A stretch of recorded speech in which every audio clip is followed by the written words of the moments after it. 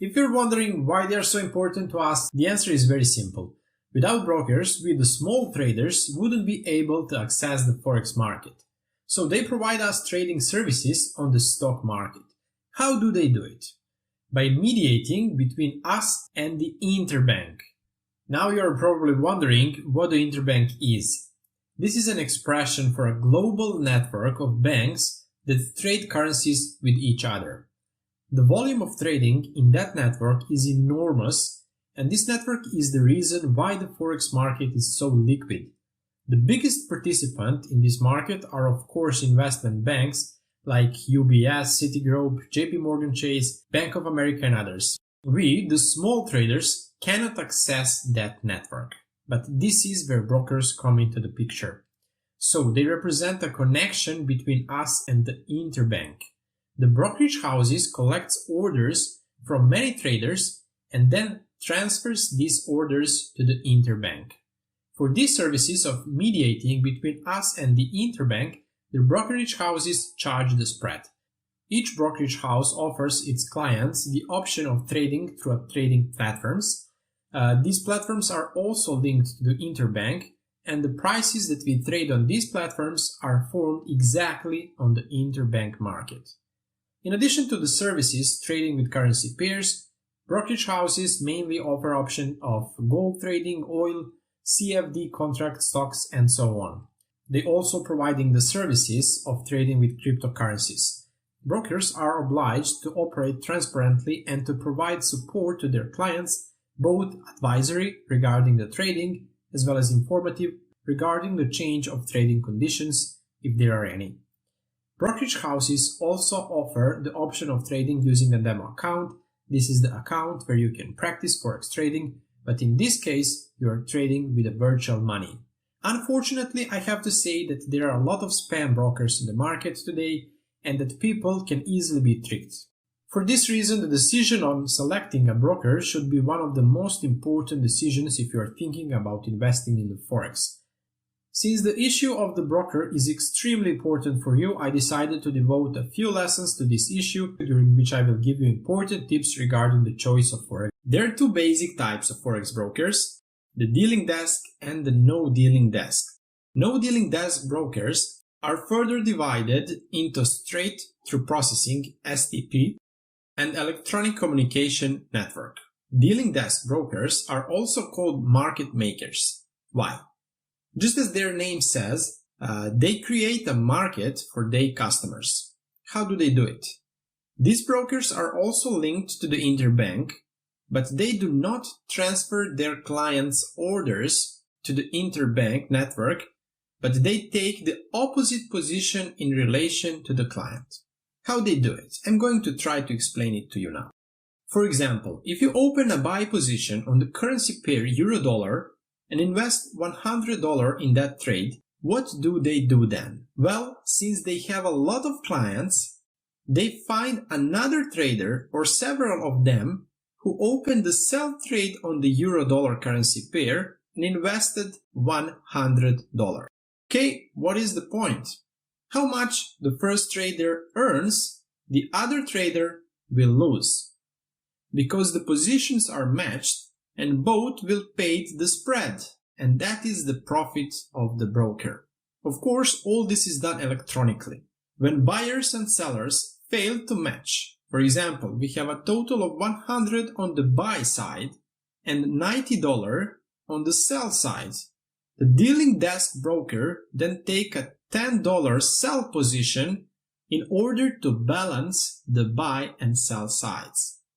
Those $10 is the risk of dealing desk broker, and if the client guesses the direction of the currency movement on that $10 difference, the dealing desk broker loses money. Although they also have the option to transfer that risk to a provider with which they are linked to the interbank market. If the client on this $10 misses the direction of the currency movement, he loses money and the earnings go to the dealing desk broker, plus a spread on $90 invested in the sell trade plus a spread on the $100 from the traders who opened the buy trade. Spreads are small and generally have a fixed value among dealing desk brokers. The second group of brokers is no dealing desk. This group of brokers is a simple brokerage firm that connects clients with the interbank. They also earn the spread. This spread depends on the interbank market and it's generally variable. STP brokers have several providers in the interbank market. Each of these providers has their trading conditions, namely the spreads, and STP brokers choose the best possible offer. For example, if they get an offer from just 1 pip that is paid as a spread, they add another pip and that is their earnings, while the client pays 2 pips of spread to that currency pair. Unlike STP brokers who choose the best offers for the client on the interbank market and add their earnings to that offer, ECN brokers allow their clients to access, using their company, the interbank market and thus get the lowest possible spread or the cost of trading, but the ECN broker then also charges commission. Of course, people, you have nothing to do with this. Everything is done electronically and automatically through your platform. And you do not have to worry about what type your broker is. But fine, you've learned something new and I hope it was interesting to you. But what you need to worry about is whether the broker you want to deal with is registered with a certain financial institution, because it may happen that you pay money to spam broker and you can lose your money right away. In the next lesson, we will talk about where the Forex broker have to be registered. There are several regulatory bodies that monitor the work of Forex brokers, so I will now show you a map of regulators in specific territories or countries. Since more than 60% of Forex trading takes place in 2 countries, United Kingdom and USA, 2 of the most important regulatory bodies in terms of Forex broker business come from these 2 countries. These are the Commodity Future Trading Commission and the National Futures Association for the United States and FCA Financial Conduct Authority, United Kingdom. This means that every broker operating legally in America and the United Kingdom must be registered with these bodies. In addition to them, there are others that refer to other countries. ACPR, French Prudential Supervision and Resolution Authority, ASIC, Australian Securities and Investments Commission, BaFin is a German Federal Financial Supervisory Authority, CBUAE is a Central Bank of United Arab Emirates, and so on and so forth. If one of your countries is not on the list, do not worry. Surely there is a broker in your country that is registered with some of these regulatory bodies or has a branch office in your country. Also today you can open an account anywhere in the world using internet, but you must have an online payment account supported over the world. Now that you have a list, open the website of your well-known broker, for example some from your country, and see if they are registered or not. You can usually find registration information at the bottom of the page or in the About Us section. At the bottom of the web page of Pepperstone Broker, you can see that Pepperstone Group Limited is registered in Australia and is licensed and regulated by the Australian Securities and Investments Commission. So we can freely say this is a legally operating broker. I'm going to the Oanda page. At the bottom of the page, you can see that Oanda Broker also has registrations from some of the mentioned regulatory bodies. One more example is Admiral Markets. You can see in the About Us section that it is regulated by many regulatory bodies, which means it has branches all over the world. So as you can see, these 3 brokers have the necessary registrations and do business legally. I must also say that many countries do not have their own regulatory body for Forex brokers, but if a broker operating in your country has a certificate from some of the aforementioned regulatory bodies, you should not have problems with them. This is not the only issue when deciding on Forex broker, so in the next lesson I will give you a few tips on how to choose a good Forex broker. The internet is particularly the only tool that you will need to select the right broker. The first thing you need to do is to check which brokers are located in your country.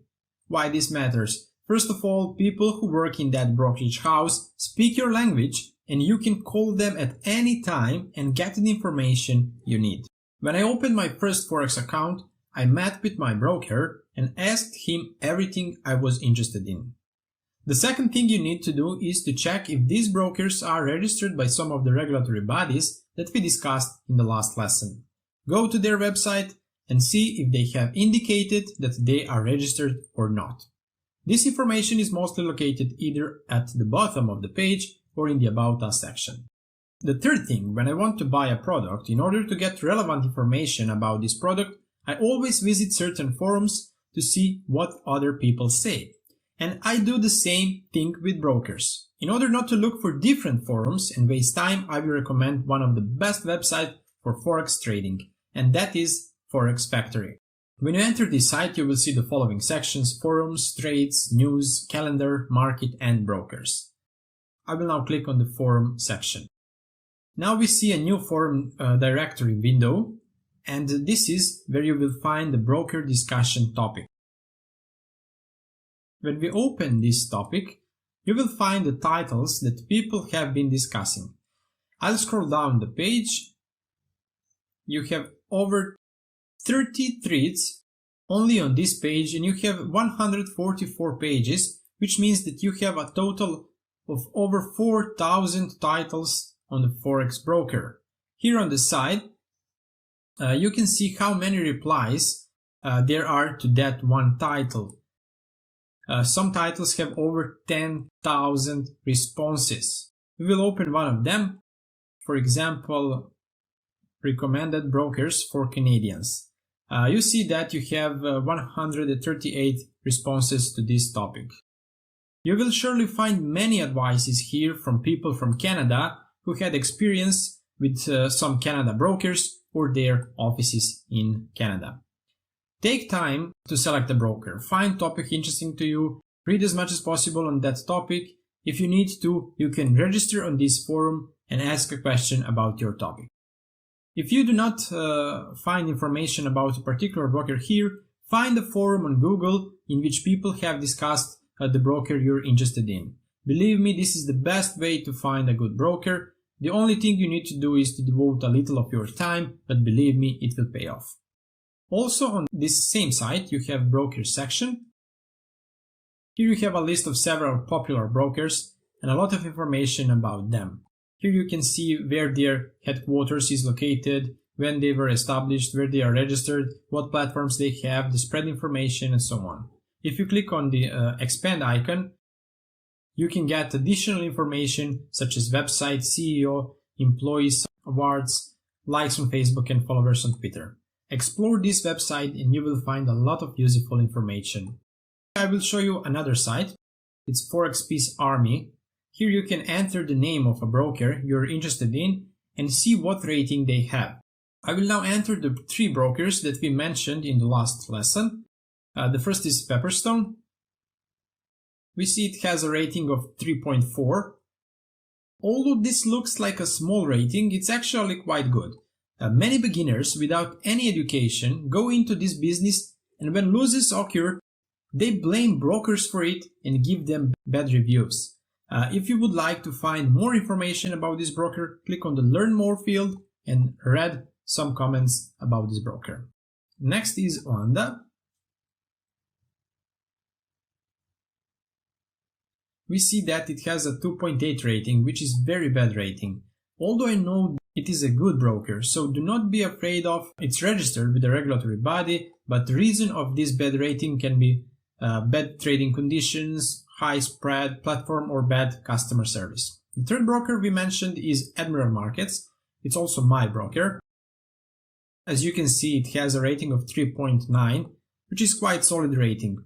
Still, I think it's far better to explore the forum and learn from other people's experience than watching these ratings. Okay, and the fifth thing, try to find a broker offering an MT4 platform because it is the easiest for beginners and in my opinion, the best trading platform.